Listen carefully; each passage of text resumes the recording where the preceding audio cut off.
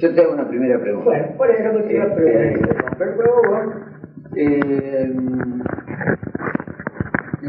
Esta pregunta un poco viene del resultado de alguna charla previa que tuve contigo, pero creo que puede ilustrar muy bien una buena parte de la materia que nos va a ocupar hoy, que es cómo viviste los primeros años de ausencia de Santa Fe, cuando la experiencia hecha aquí de alguna manera quedó en esa zona un poco indefinida, en donde el tiempo fue el que paulatinamente fue aclarando las cosas y a vos personalmente te fue dando una visión más concreta de tu trabajo. Sí, claro, los primeros años fueron muy duros, es bastante comprensible. Fueron años durísimos, fueron años, o sea, una planta que uno la saca de una tierra y la pone en otra, ya te cuesta un trabajo enorme volverse a enderezar y ponerse los sanos. Cuando lo consigue, imagínate, con un hombre que aparte de raíces biológicas tiene también raíces culturales, raíces sentimentales, y todo esto lo que puede significar el desarraigamiento, el arrancarlo de un lugar y el ponerlo en otro lugar que a veces ni siquiera es de tierra, que de pronto son viejas columnas y coliseos y mármoles romanos, donde todavía es mucho más difícil que esa raíz encuentre un poquito de polvo como para poder afianzar. Entonces los años primero fueron muy duros, esto en el plano personal, en el plano interno, pero que yo tengo la obligación y un poquito también, ¿por qué no?, las ganas de compartir con ustedes, en decírselo. Por lo que concierne la otra parte de la pregunta, que es más, si tú quieres, más seria, y que tiene que ver con nuestro trabajo al frente del Instituto de Cinematografía de la Universidad Nacional del Litoral, la sensación de los primeros años era que todo había fracasado. Yo pensé que todo había sido inútil. Que realmente todo el enorme trabajo que habíamos desarrollado juntos, todos, realmente no había servido para nada. Claro, ahí también había un razonamiento interno. Nosotros siempre dijimos, en el instituto, que trabajábamos con, por lo menos procurando tener, conciencia histórica, es decir, que nuestra obra de alguna manera trataba de integrarse en el flujo de la historia. Entonces, cuando en un momento determinado la historia, por una vez con mayúscula, interrumpe ese proceso, me parecía de una presunción rayana en la idiotez pensar que la historia se había equivocado y que nosotros teníamos razón. Si esto fue así, es porque nosotros estamos equivocados, la historia es la que tiene razón. Después, no con presunción, pero con un poco más de años y de experiencia, me di cuenta de que a veces la historia se equivoca. Y a veces se equivoca de manera aberrante. Y las grandes épocas de explotación del hombre por el hombre, los faraones egipcios que obligan a un pueblo a llevar sobre sus espaldas rocas enormes para construirse un monumento fúnebre, o lo que pasó acá en los años de los procesos, donde se destabulan, entre la tabla de valores se pierde y se destabulan todos los valores. Y de pronto la vida de un hombre, de una mujer, de un niño, de una persona madura, de un viejo, no tiene más valor, pero no tiene más valor solamente como vida, no tiene más valor como nada. Y entonces la gente desaparece y se la tortura y se la mata. Son épocas en que la historia se equivoca. La historia realmente es como si hubiera una especie de obnubilación de la razón.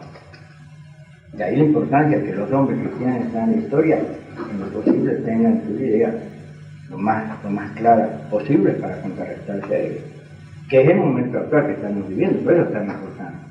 Porque de pronto el país a partir de otras condiciones que son de infraestructura económica, y eso ya lo sabemos, que son de conducción política e ideológica, también lo sabemos, pero hay un momento en que como que una serie de circunstancias hacen que la historia vuelva a razonar. En este momento estamos razonando.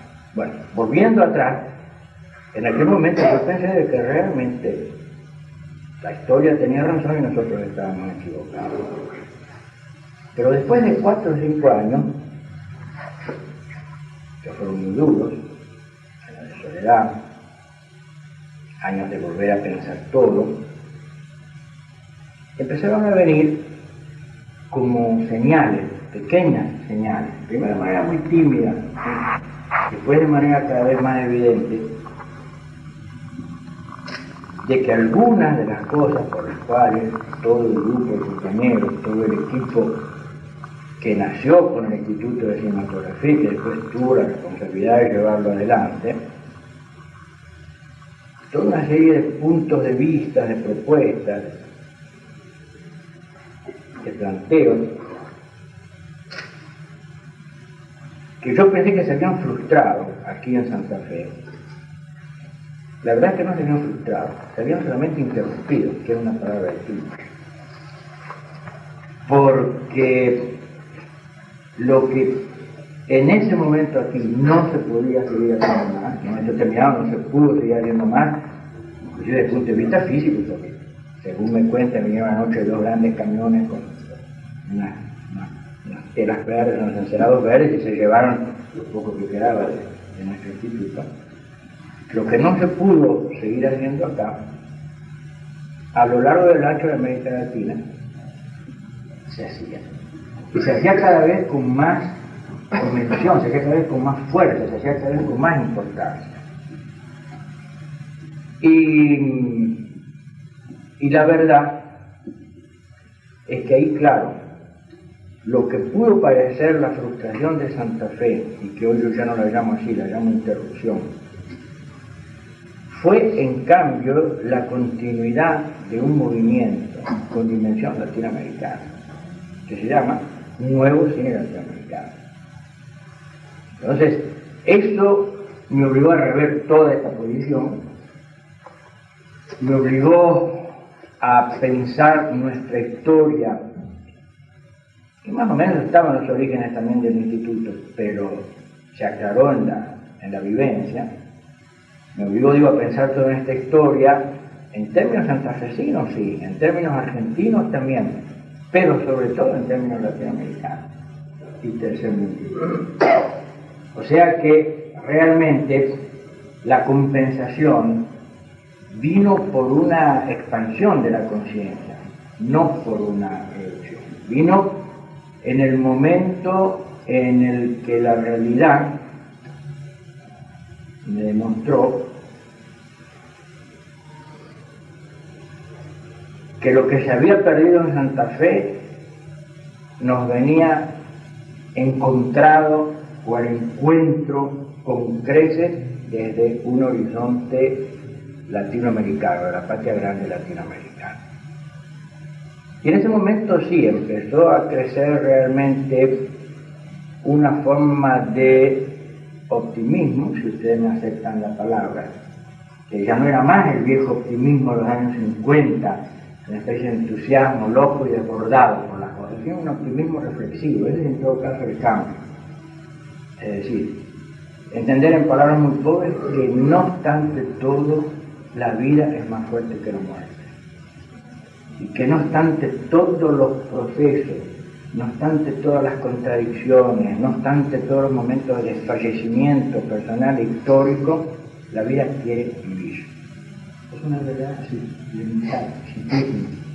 Cuando uno llega a hacerlo suyo eso te da una especie de juventud eterna. Yo sé que yo no me voy a morir, pero aunque me muera, esta idea, que no es mía, naturalmente, esta idea viene de hace siglos que viene. Esta idea va a seguir, mientras cada uno de nosotros la lleve dentro de sí misma, todavía vamos a tener una esperanza en este planeta tan complejizado, tan difícil de entender, y donde realmente hace falta mucha imaginación para para vivir, para sobrevivir, ¿no? Bueno, pero yo creo que como siempre nos estamos yendo un poquito, nos estamos yendo un poquito más allá de la cosa.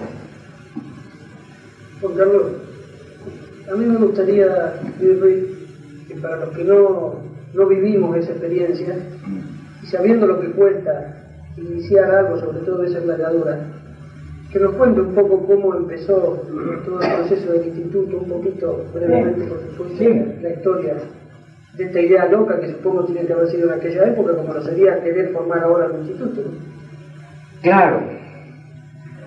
Claro, quizás era más loca en esa época por otra razón, porque, y esto también, aquí también la historia sirve como una ayuda y un estímulo a favor de las cosas, ¿no?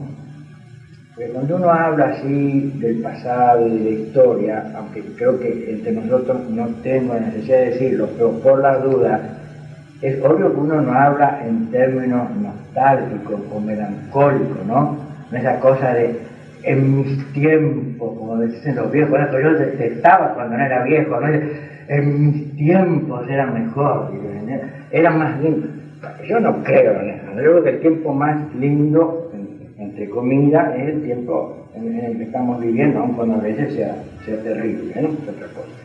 Pero era más loca porque en aquellos tiempos todavía todo lo que era el cine, los audiovisuales, la imagen audiovisual, por ejemplo, no había tenido espacio en una universidad, tanto para decir un momento avanzado de la cultura, y de una cultura que quería ser autónoma, de una cultura que de alguna manera, aún formando parte del sistema, pero se reservaba un área de autonomía y de independencia, inclusive de autoridad para contradecir el sistema. Entonces, pensar el cine en universidad era un fenómeno bastante fuera de lo común, no quiero decir más que eso. Hoy ya no lo es, por eso te digo que era más loca. Hoy no hay una universidad en América Latina, por no decir en otra parte del mundo, es decir, para quedarnos en los límites de nuestros intereses. No hay una universidad importante, más o menos importante en América Latina que no tenga su departamento de medios audiovisuales, o de cine, o inclusive de televisión, que todavía me parece mucho más interesante en este momento. Entonces el principio, para contestarte de manera más concreta, el principio fue desplazar el centro de producción cinematográfica de su espacio natural, que era la industria cinematográfica, y de su espacio geográfico natural, que era Buenos Aires, a una ciudad del interior, que era Santa Fe, y a un espacio privilegiado dentro de Santa Fe, que era una universidad. Ahora, claro, eso implicaba también dar a esta experiencia algunas connotaciones propias, un poco lo hablábamos anoche. Y es que mi idea, cuando yo vengo a Santa Fe intentando construir algo juntos, es un poco una escuela de cine como eran las escuelas de cine tradicionales. Inclusive la escuela en la que yo me había formado en Roma, el Centro Experimental, o como podía haber sido la IDEC en París, o algunas otras escuelas que existían, que existen todavía, escuelas importantes, prestigio, que eran escuelas que preparan a sus alumnos para el cine argumental, para el cine de ficción. Yo me di con esa idea. Yo soñaba con que hubiera un set en Santa Fe, con que podíamos hacer películas argumentales. Es un sueño que no está dejado de lado todavía, pero en ese momento, cuando después toqué esta realidad con la mano, cuando vi un poco, cuando convocamos en un aula de la Facultad de Derecho al primer encuentro y apareció una horda de nuevos futuros cineastas, empleó la palabra horda mirando a Edgardo Palero de manera fija, gente así que vino con toda una carga de entusiasmo impresionante. También me di cuenta de que de alguna manera esa primera propuesta o esa primera idea no alcanzó a ser una propuesta, estaba un poco fuera de lugar, estaba un poco desfasada. Y empezamos, claro, siempre dentro de las líneas de una cinematografía que ya pensábamos, inclusive para el cine argumental, dentro de una tensión ideológica, dentro de una recuperación de un cine de valores nacionales y de identidad nacional, si ustedes quieren esta palabra, dentro de un cine con características realistas, etcétera, y crítica, que era la palabra maestra. En todos los años de instituto, ¿no, Carlos? La palabra maestra era crítica, ¿no? Y eso lo sigue siendo, o sigue autocrítica. Entonces, en ese momento nos dimos cuenta que había que cambiar ese proyecto de una escuela así de tipo argumental. Y como la universidad tenía como una de las formas más avanzadas un instituto de sociología, donde estaba la doctora Ángela Romero Vera, entonces pensé que se podía conjugar el cine al servicio de este instituto de sociología, al servicio de una indagación de campo sociológica. Y esto, de alguna manera, que encontró su espacio en ese instituto, de alguna manera fue haciendo que el proyecto de un cine argumental se volviera más transparente, se pusiera más a foco en el proyecto de un cine que empezara, no era más que el principio, por ser un cine de tipo documental. Esa es un poco la explicación del principio. Se mostraron unos fotos documentales que yo había traído de Italia, pero aquí también hay otro equívoco. Se habló y se sigue hablando mucho de la escuela de Santa Fe como una escuela neorrealista. Nadie va a negar a sus padres, a sus abuelos. La escuela de Santa Fe fue una escuela de derivación neorrealista, como otros movimientos que hubo en el mundo, en todo el mundo. Porque el neorrealismo no fue un modelo. No fue un modelo, fue una clave, que es una cosa distinta. Es decir, un modelo es un tipo de cine que uno de alguna manera reproduce, imita, transforma, pero que de alguna manera está, digamos, culturalmente dependiente del otro cine.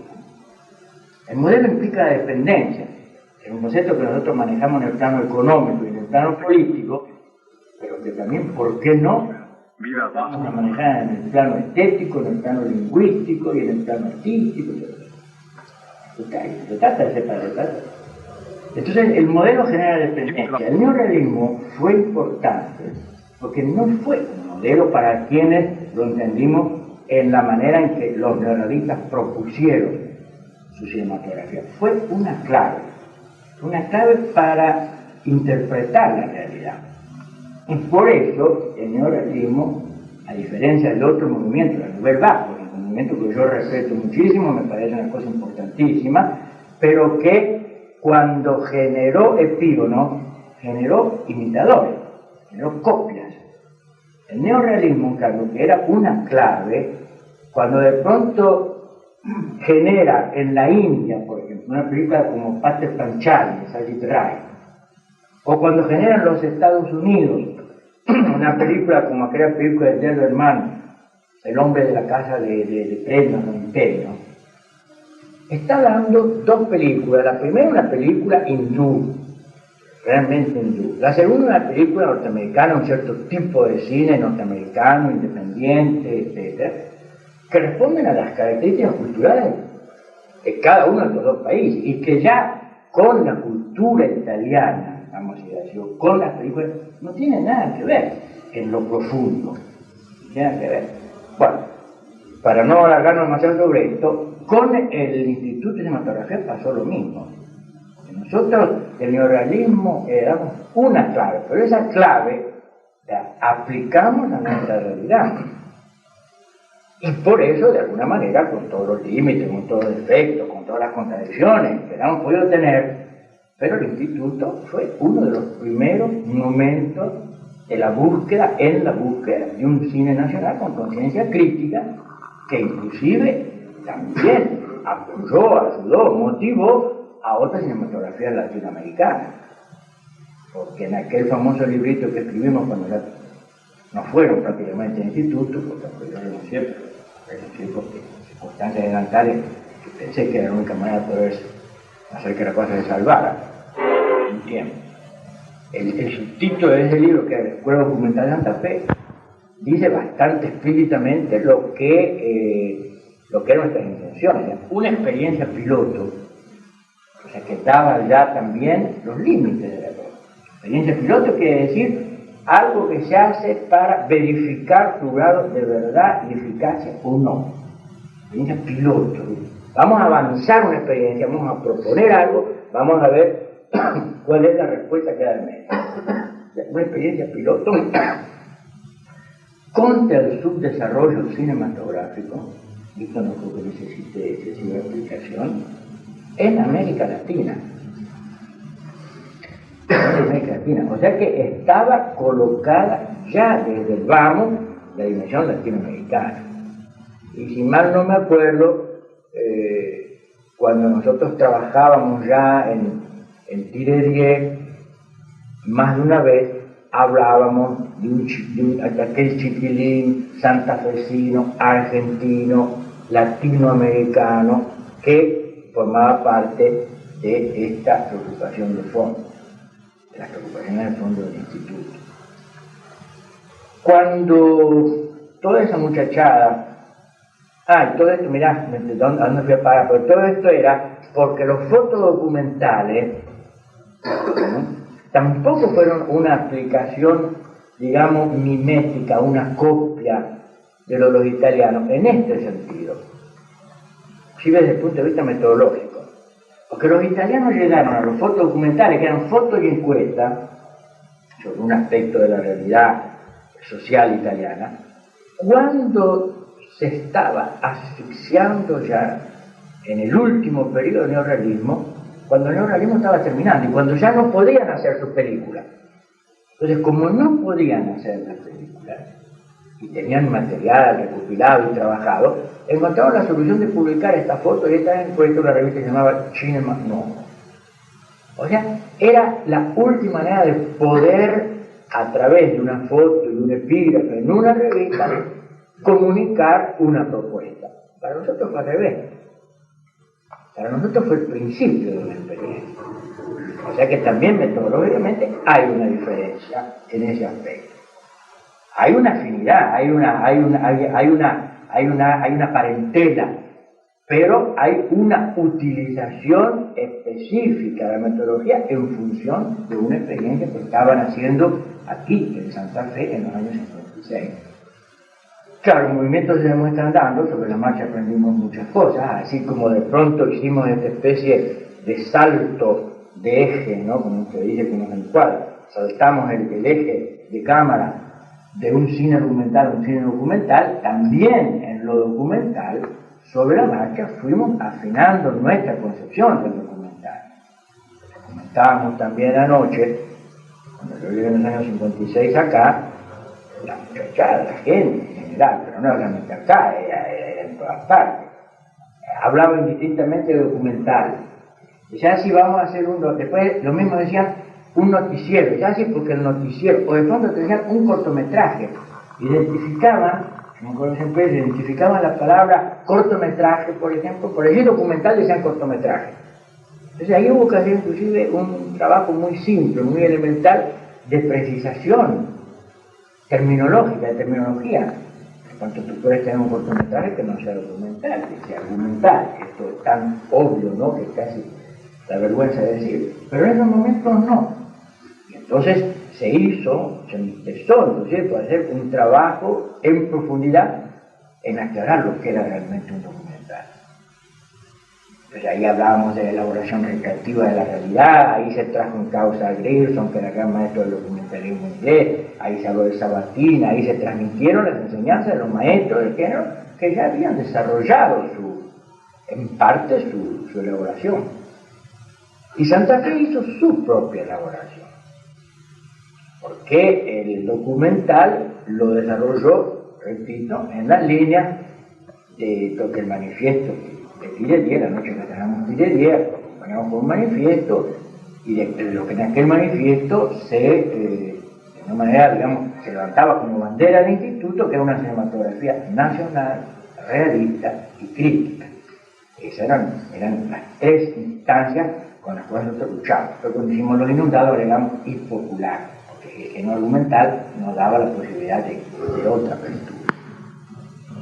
Entonces, lo que quiero decir en síntesis es que el nacimiento de la Escuela Documental de Santa Fe no fue una invención y mucho menos una superimposición de alguien o de alguienes que decidieran que esta cosa tenía que existir en Santa Fe. No, fue al revés, fue una respuesta o un tentativo de respuesta. Fue el Instituto de Cinematografía de la Universidad Nacional del Litoral, yo te diría, nació como una necesidad. Y quizás eso fue lo que convalidó su vigencia. Fue una respuesta, el aire estaba lleno, estaba cargado de preguntas. No nos olvidemos que era la mitad de los años 50, el país salía también de otra crisis. El peronismo había cambiado una cantidad de cosas, había creado en el cuerpo social cuerpos y anticuerpos, el momento era muy difícil, la famosa revolución libertadora una vez más había frenado un proceso que, aún con toda la exigencia crítica, era un proceso que realmente cambiaba y de alguna manera era subversivo a su modo con respecto a todas las formas tradicionales de conducir el destino del país. La revolución libertadora, que después el pueblo, como siempre, con mucha ironía y justicia, llamó libertadura, porque empezó también ahí una represión. Quiero decir que toda esta historia de movimientos populares que surgen y de contragolpes y de golpes, pero que son contragolpes contra el flujo democrático del país, son como un mal endémico en nuestra historia, y uno lo está diciendo en este momento no para acusar ninguna fatalidad, sino para vacunarnos cada vez más, ¿no? Es decir, para saber en qué medida todo esto es posible y para saber en qué medida hay que defender con uñas y con dientes, aun cuando uno no esté totalmente de acuerdo, estos espacios que se nos ofrecen de un proceso democrático, a mayor razón de un proceso popular, digamos. Y bueno, nada, para terminar, que en realidad el instituto fue una respuesta a esas preguntas de las cuales el aire estaba realmente cargado. Y por lo que se vio después, no solamente en Argentina, no solamente en Santa Fe, no solamente en Argentina, sino también en toda América Latina, en América Latina toda, digamos, ¿no? Fue una respuesta y fue una respuesta a una necesidad que creo que aún hoy, con otras características, a la que creo que todavía aún hoy, no hemos dado una respuesta exhaustiva. ¿Sí? Era la primera parte de una respuesta. Era el primer rollo, era el primer acto de una respuesta. A lo mejor la pueda completar ahora, en el nuevo periodo. Ojalá podamos completar todos juntos. Ojalá. El cine nacional ha hecho mucho camino. El cine nacional, por ejemplo, lo que eran 3 o 4 obras, hablo de cine argumental en aquella época, como Mario Garbelito, como Lo de la Mesa 10, como Dar la Cara, en fin, pero no hay algunas más, Los Inundados, bueno, pero quiero decir, lo que eran propuestas que en ese momento realmente, vamos a emplear la palabra más simple, estaban a contrapelo de lo que era la cinematografía argentina oficial, digamos así, hoy afortunadamente están al pelo. Es decir, prácticamente cuando a los primeros días que yo llegué, caminando por calle Corrientes, por calle Lavalle, en Buenos Aires, ¿no? Veía ahí de pronto las películas argentinas, las primeras películas argentinas anunciadas con grandes luces de neón, rojas, verdes. Realmente era un momento de felicidad, medio de todo lo difícil que es este momento. Pero un momento difícil, porque, claro, ahí sí es donde yo hago un llamado a memoria histórica. Haber pensado cualquiera de nuestras películas de esa manera, ¿quién nos la pensó? ¿Quién no se soñó con ver su película en un cine que vaya la gente y lo ve y paga una entrada para ver una película? Eso era el cine con mayúsculas, ¿no?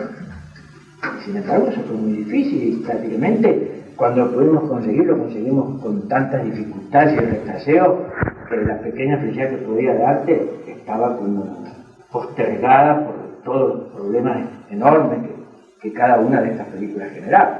Hoy en cambio las películas están, la gente las va a ver, paga una entrada para verlas, y son películas que están, obviamente, con sus características particulares de cada una, pero están dentro de un gran flujo de esto que llamamos un cine de identidad nacional.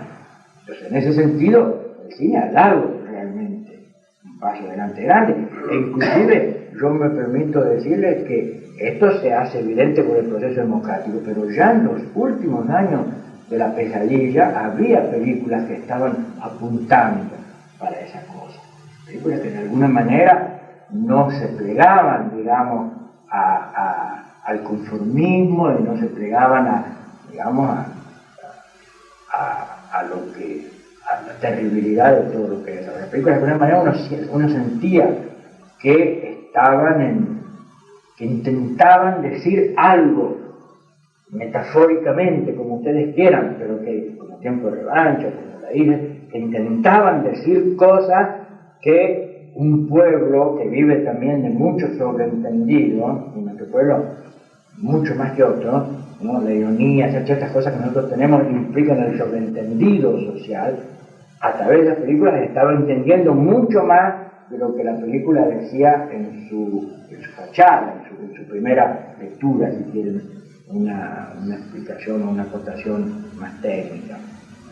Entonces, ese cine nacional realmente hoy está en una posición de avanzada, está en una posición mucho más adelante. Cuando vos hablas si podemos retomar esa cosa, yo que sí, se puede todo, depende también, una vez más, de tratar de colocar la propia obra individual o colectiva que sea en ese flujo de la historia y entender con claridad por a dónde va hoy la cosa y qué es lo más necesario, porque por ejemplo hoy una lucha por un cine de identidad nacional me parece sumamente válida, pero de alguna manera me parece que ya en parte ese es un espacio ganado.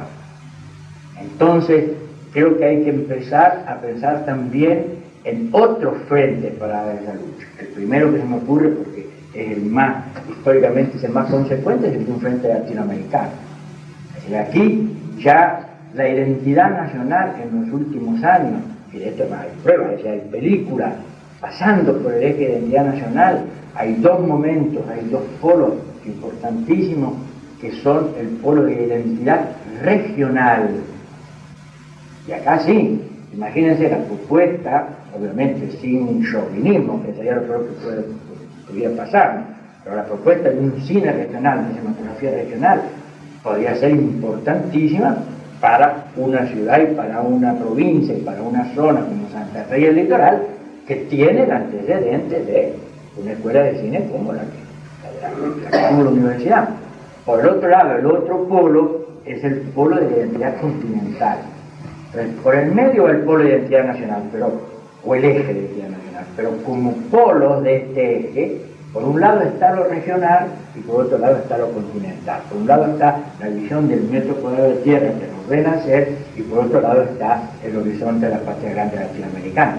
Poder mover todas estas cosas dialécticamente, poder conjugarlas unas con otras, poder trabajar en esta especie de doble o triple dimensión, en esta especie de tridimensionalidad ideológica, es fascinante. Ya, hay que hacerlo, sería un poco más difícil.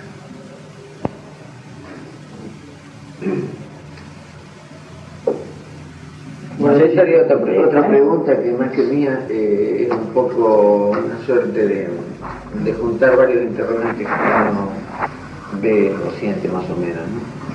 Que sería esto, o sea, vos de alguna manera fuiste, como vos dijiste hace un momento, un poco encasillado dentro de un determinado tipo de cine que podríamos llamar documental, no realista o en fin. Por otro lado, las noticias trajeron la realización de hoy, por ejemplo, y de pronto todo el mundo te vio en el otro polo, en el polo de la vanguardia, en el polo que de alguna manera podría contradecir a ¿no es cierto? Entonces, yo quisiera que vos aclares un poco esto, y una pregunta que se manejó mucho, un interrogante que se manejó mucho es si vos crees, hay o no hay una vanguardia. Sí, claro, a mí esto te voy a decir, Juan Carlos, vamos a tratar de contestarlo, ¿no? Pero, por empezar, ya la palabra vanguardia me suena tanto, años 20 y 30, cuando casi teníamos pantalones cortos, cuando con Jorge Reynoso Aldao y otros compañeros hacíamos espadalirio y hacíamos tantas otras cosas. ¿Te acordás? Ya, punto y aparte y otras cosas. Entonces, está bien, vamos a aceptar la palabra, pero lo que pasa es que vamos a actualizarla. Es decir, vanguardia va a haber siempre. Vanguardia va a haber siempre, vanguardia va a haber siempre. Lo que hay que ver es si a la palabra vanguardia le vamos a seguir dando el mismo significado que le pudimos dar en los años 30, 35, 40, en los años 42, en los años 56, o en los años, ¿en qué año estamos? En el 85. Bueno, entonces, realmente, esta me parece la cosa importante, ver qué es la vanguardia en ese momento. Y el hecho de contraponer la palabra vanguardia, sobreentendiendo, es decir, con vanguardia, un arte de élite, un arte elitario, a un arte de contenidos, de dimensiones o de preocupaciones sociales, como si el primero fuera la vanguardia y el segundo no, me parece sinceramente un equívoco. Es decir, yo creo que puede haber un arte elitista y formal que sea retroguardia, mientras que puede haber un arte con grandes contenidos, con temas y preocupaciones de carácter social que no desdeñe, es más, yo creo que no debe dañar, como no lo desdeñamos ninguno de nosotros, la búsqueda lingüística, la experimentación de los códigos y todo lo que puede implicar un proceso de renovación del medio expresivo a través del cual nos expresamos. En el caso específico, la imagen cinematográfica o audiovisiva bueno, vanguardia, de vanguardia. Y a propósito de esto, por ejemplo, hoy un arte de vanguardia, entendido en la sección para mí más interesante, no digo la verdadera, la única, esto es controvertible, es polémico, se puede discutir, pero hoy un arte de vanguardia para mí pasa por la televisión. Fíjense ustedes, un arte de vanguardia pasa por la televisión, que de hecho, en cambio, posiblemente en las formulaciones que nos propina cotidianamente, corresponde a las formas más convencionales, más manidas, más obsoletas, menos creativas de todo el patrimonio de la imagen audiovisual. Pero sin embargo, potencialmente un arte de vanguardia hoy, en mi criterio, se encuentra su instrumento privilegiado en la televisión. O sea que también un medio técnico configura el concepto de vanguardia en arte. Por otra parte, te repito, me parece que este concepto de vanguardia, como se lo maneja, o por lo menos como vos lo estás manejando habitualmente, sabiendo yo que no sos vos que lo manejas, así que lo pones un poco como un ejemplo del manejo común de la palabra, creo que en realidad está terriblemente envejecido. Si por vanguardia, tratando de ser más claro, si por vanguardia lo que se entiende es una forma experimental, vacía y fuera de la historia, yo creo que en ese sentido la palabra vanguardia quiere decir retroguardia, como tú lo dirías. Si por vanguardia, en cambio, o arte de avanzada, se entiende detectar la historia en lo que tiene de más contemporáneo e inclusive en su propuesta del futuro, y yo creo que una de las responsabilidades del poeta, del intelectual, y cuando digo poeta digo del poeta que escribe, del poeta que pinta, del poeta que hace música y del poeta que filma, es justamente detectar ese futuro, anticipar el futuro. Si el creador, individual o colectivo, no arrima el horizonte al hombre, yo no entiendo bien para qué está en este mundo. Y en parte, todo el trabajo que nosotros pudimos desarrollar, repito una vez más, con sus límites, con toda la posibilidad abierta que quedó de toda esta experiencia, pero todo el trabajo que nosotros pudimos realizar, todos nosotros, no es un plural majestad, estoy hablando de personas concretas, con carne y hueso, en el Instituto de Cinematografía de la Universidad, en la Escuela Documental de Santa Fe, fue porque de alguna manera tratamos de arrimar, aunque fuera 1 milímetro, el horizonte del futuro al presente. Y esa era la vanguardia. Esa era la vanguardia, esa era la avanzada. Era salirle al encuentro al futuro. Or, ese es otro problema. Or es una película que yo filmo en el exilio, en la soledad. La filmo y la desfilmo porque empleo 11 años para trabajar en la película. Un día me encuentro con Julio García Espinosa, querido compañero que había estudiado conmigo en centros experimentales, que es el director del ICAI, que es el Instituto del Arte y Industria Cinematográfica de Cuba. Me encuentro con él en Roma después de unos años que yo estaba trabajando en la película, encerrado en mi moviola. Y entonces me dice, pero che, dice Fernando, ¿cómo es posible que emplees tantos años para hacer esta película? ¿No? Dicho de la mejor manera, porque él quería verla, era muy curioso. Y entonces le digo, pero es que yo no estoy empleando todos estos años para hacerla, estoy empleándolo para deshacerla. Porque la verdad era esta, es decir, fueron 11 años para deshacer una película. Esto así como una creación personal. Ahora, la película es una película experimental. Inclusive para mí no es ni una película, es una, y no se presentó ni como película, se presentó como una experiencia, or experience, se llamaba or experiencia. Y yo creo que en primer lugar que un creador como cualquier ser humano tiene todo el derecho a contradecir. Yo creo que realmente las propuestas monolíticas, las propuestas rígidas, las propuestas esquemáticas, con todo el riesgo de caer en el dogmatismo, que es una de las formas más insensibles y más rígidas y más contradictorias con la obra artística, es decir, es lo más contradictorio que se puede pedir.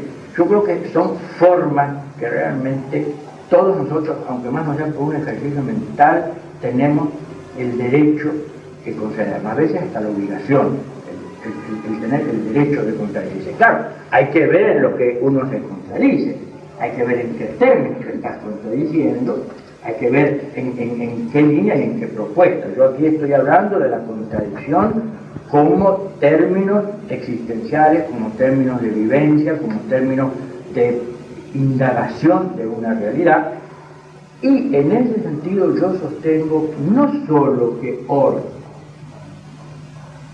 no contradice, no niega y mucho menos reniega todo lo que juntos pudimos hacer con la Escuela Documental de Santa Fe, sino que corresponde a un momento diverso en la historia de un cineasta y en la historia de la historia, por la cual se siente la necesidad de otro tipo de búsqueda, de otro tipo de proyección imaginativa, pero que, repito, no solo no niega y reniega lo anterior, sino que de alguna forma, ahora esto es muy opinable, muy discutible, tiene también hasta una instancia polémica si ustedes quieren, de alguna forma lo amplía.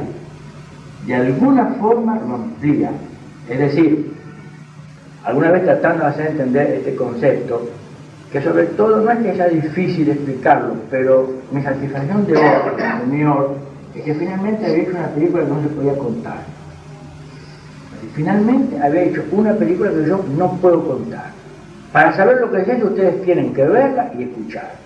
Entonces ahí me pareció importante porque realmente la sentí como que era el ejercicio de una total libertad en el uso del lenguaje específico cinematográfico con el cual explico esta vez, que obviamente uno busca desde que está en el cine.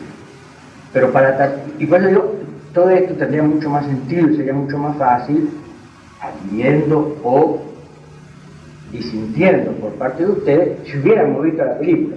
Pero, para entenderlo, digo, cuando alguna vez traté de explicarme con este concepto y para tratar de hacer entender que yo internamente no sentía esta contradicción y esta oposición radical como la Escuela Documental de Santa Fe, sí o no, la Escuela Documental la Escuela Documental de Santa Fe, no o sí, esta especie de cosas así por el sí o por el no, de las dos cosas, diciendo que estaba a la Escuela Documental de Santa Fe y a toda mi propuesta de un cine nacional, realista, crítico, popular, como los paralelos y meridianos celestes están a los paralelos y meridianos celestes. Es decir, no hay contradicción. Lo que hay es expansión de una conciencia. Esta es la forma mía de colocarme frente a la cosa. Que después un espectador está en total libertad para aceptar uno de los dos momentos y negar el otro, eso ya no me pertenece. Eso ya pertenece a la opción del espectador. Pero lo que decir yo creo es que un espectador que no esté excesivamente atribulado por prejuicios ideologizantes, no hablo de ideológicos, ideologizantes, porque así como el formalismo es la perversión de la forma, y no creo que ningún artista inteligente, con un mínimo de frente, pueda estar en duda sobre la importancia de la forma en una obra artística, también artistas o cineastas, en el caso específico como nosotros, que trabajamos sobre una base ideológica, me parece que también tenemos que cuidarnos extremadamente del ideologizar, que es otra cosa. O sea, la distorsión de la forma es el formalismo, pero también la ideología tiene su distorsión, que es lo ideologizante. Son dos aspectos que caracterizan negativamente dos momentos que son altamente positivos, que son el momento formal de la expresión artística y el momento ideológico de la expresión artística. Que por otra parte, también el sistema, y esto sí forma parte del mal uso de la palabra vanguardia y de tantas otras cosas, generalmente presentan una falsa oposición. Como si una ideología lúcida y una forma bella fueran dos cosas que no pueden ir. Yo creo que las mejores obras de este siglo y de este momento conjugan las dos cosas.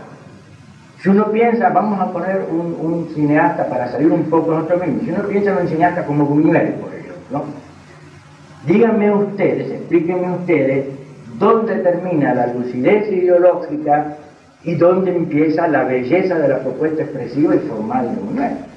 Yo no estoy en grado de podérselo decir, porque para mí una y otra cosa están profundamente unidas, inescindiblemente unidas. Así que repito, creo que el haber planteado Or como una operación contradictoria con el resto de mi obra, y siendo ya una experiencia que pertenece a mi pasado, yo ya, así como cuando hice Or no era Tireré y los inundados, hoy tampoco soy Or. Afortunadamente, porque sería tremendo que si somos mínimamente fieles a este querer detectar la realidad, en 1985 vivamos la realidad de 1968, que era la realidad de Or, o la realidad de 1956, que era la realidad del principio de la Escuela Documental de Santa Fe. Y para que ustedes, de alguna manera, que no han visto la película, puedan terminar de entender, ¿verdad?, lo que quiero decir, les digo que, por ejemplo, la película, al inicio, tiene una dedicatoria, está dedicada a 3 personas. Está dedicada a 3 personas que, si uno se coloca de manera sectaria o recortada o inhibida o formalísticamente o ideologizantemente frente a la realidad, no puede entender que estén justas.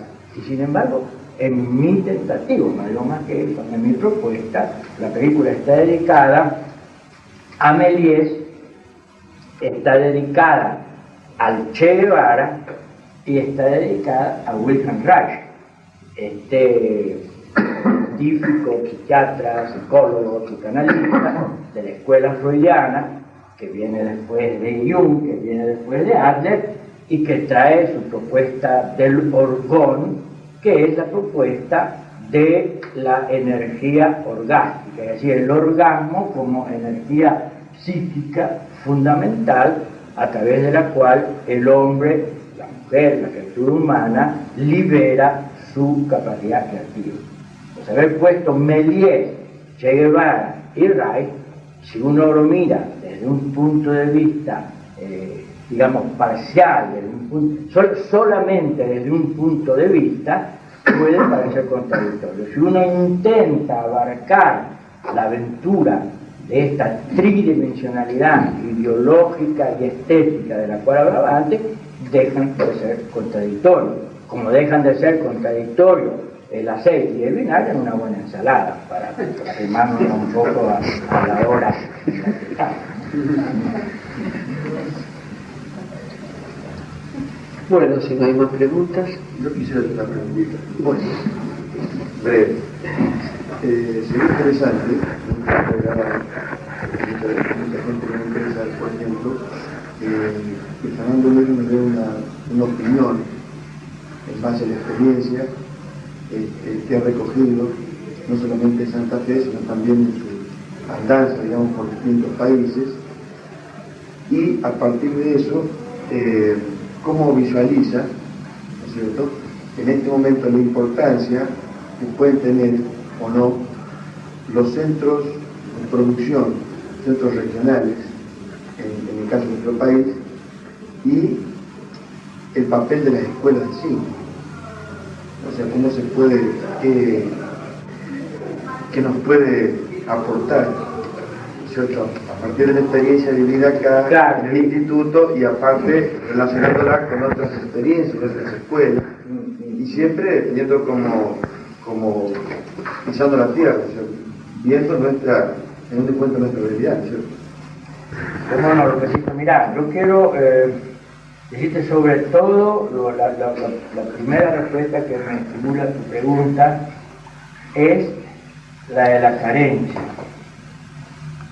Es decir, tu pregunta lleva a la necesidad de que todo esto que estás diciendo se transforme en algo más que una respuesta y en algo más que una propuesta. Porque vamos a analizar, de las 3 cosas que planteaste, vamos a analizar 2.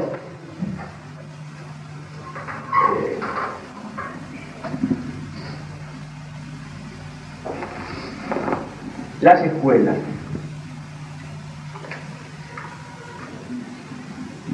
No obstante que el movimiento Luego Cine Latinoamericano tiene ya casi 30 años, porque, y esto también es bueno que se diga enseguida para evitar equívocos, cuando yo estoy hablando de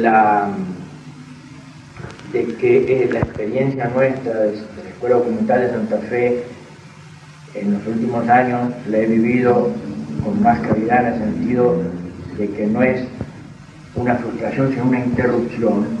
También quiero aclarar de que de que de alguna manera las cosas que pudimos elaborar teórica y prácticamente en Santa Fe abonaron el campo y los orígenes del nuevo cine latinoamericano, quiero que esto se entienda históricamente en el sentido justo de que lo abonaron como lo abonaron otras experiencias que se cumplieron en otras partes de América Latina en un momento más o menos similar. Y concretamente me parece indispensable citar El Mégano, que es un documental que se filma en Cuba, lo filman los compañeros Julio García Espinosa, Alfredo Guevara, Pepe Masip, hay una participación de Tomás Gutiérrez Alea también, y que eso se filma en el último momento de Batista, inclusive secuestran el material y finalmente se puede editar y está en los comienzos de la cinematografía cubana, año 1958, filmando Del Todo Errado. Y de la misma manera, en Brasil hay una figura como la del santo Nelson Pereira dos Santos, que lleva la santidad en su apellido, que de alguna manera también, con películas como Río 40 grados, como todo el ciclo carioca de Nelson, están en los orígenes de una propuesta donde va después también, sin él también, donde va después, donde van conjuntamente a conjugarse estos tres momentos. El momento cubano del Mégano, el momento carioca de Nelson Pereira dos Santos y el momento de la Escuela Documental de Santa Fe. Cada uno con sus características, porque cada uno tiene sus características, pero cada uno también en el tentativo de responder a esa pregunta que les decía antes, que estaba flotando en el aire y que era fundamentalmente la problemática de una identidad nacional. Dicho esto, para evitar equívocos, dicho esto además, y eso ustedes lo saben porque fueron protagonistas, que no hubo confabulación, entre comillas, es decir, que no es que mientras nosotros estábamos trabajando en esto había un intercambio con Nelson o con los compañeros de Cuba. No, esto es lo importante, y si ustedes quieren, hasta lo fascinante de esta cosa, que en tres espacios de América Latina, sin un previo acuerdo, surgieran tres momentos que estaban tratando de dar cada uno a su modo una respuesta. Lo que caracterizó, en todo caso, dicho esto, dicho lo que nos unió, vamos a decir también después lo específico de cada momento de situación, lo que caracterizó el momento de Santa Fe con respecto a los otros dos, es que Santa Fe generó conjuntamente con la película una elaboración de tipo conceptual, digamos así, una sistematización conceptual, o sea, conjugó lo que, para decirlo con la palabra más correcta, científica, se llama praxis y teoría.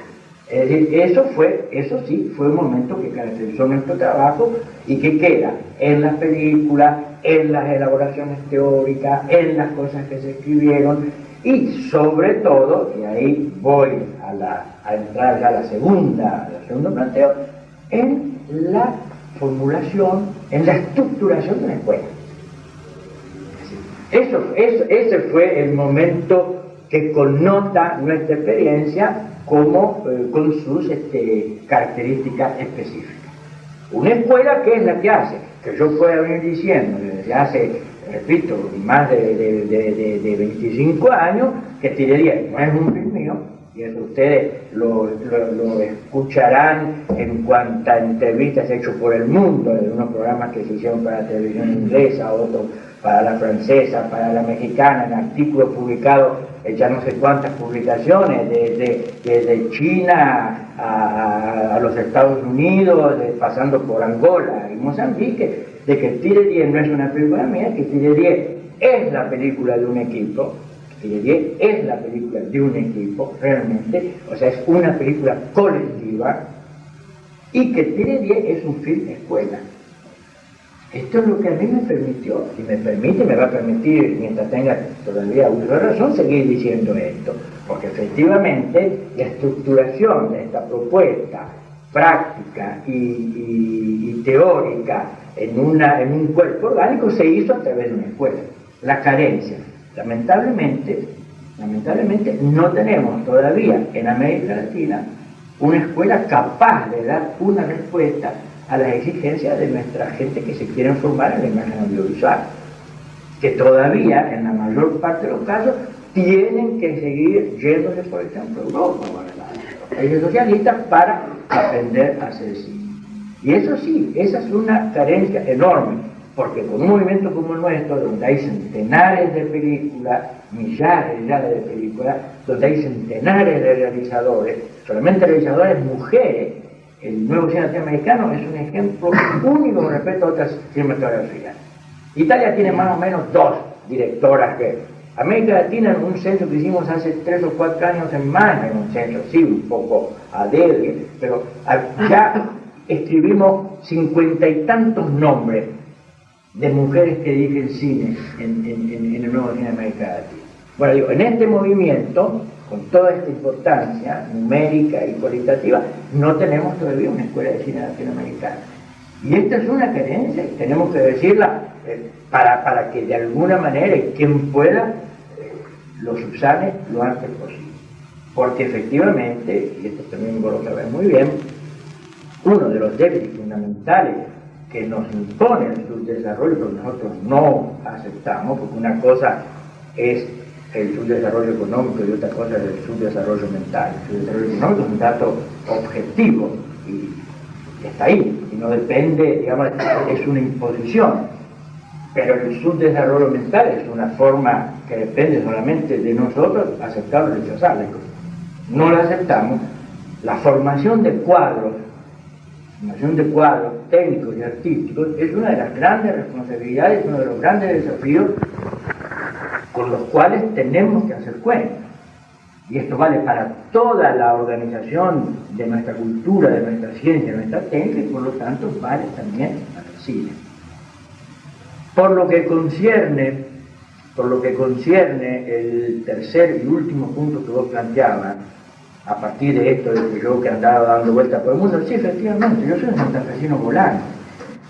Yo prácticamente en este punto, sí, puedo cotejar experiencias en diversas partes del mundo y puedo entender que de alguna forma, lo que hicimos conjuntamente en los años 50 fue una experiencia anticipatoria, porque hoy uno de los temas dominantes, vamos a poner una de las mecas privilegiadas como punto referencial de una cierta cultura, y que sea una cierta cultura de vanguardia entre comillas, París, Francia, el París de Francia, hace años que está trabajando, inclusive a través de la televisión, en los planteos de una televisión regional, de las televisiones regionales. Entonces el problema de lo regional, como planteabas antes con respecto al cine, y que yo sí te pediría que trabajáramos el concepto de imagen audiovisual en toda su globalidad, o sea, los strips, el cine y la televisión, el concepto de centros generadores de imágenes audiovisuales regionales, eso es vanguardia. Esa es la vanguardia en el momento en que estamos trabajando una vez más por la conciencia y por la cultura de la dependencia. Y como la conciencia y la cultura de la dependencia empieza por casa, empecemos por Santa Fe. Bueno, yo creo que con esto más o menos, o vamos a empezar por Santa Fe. Bueno.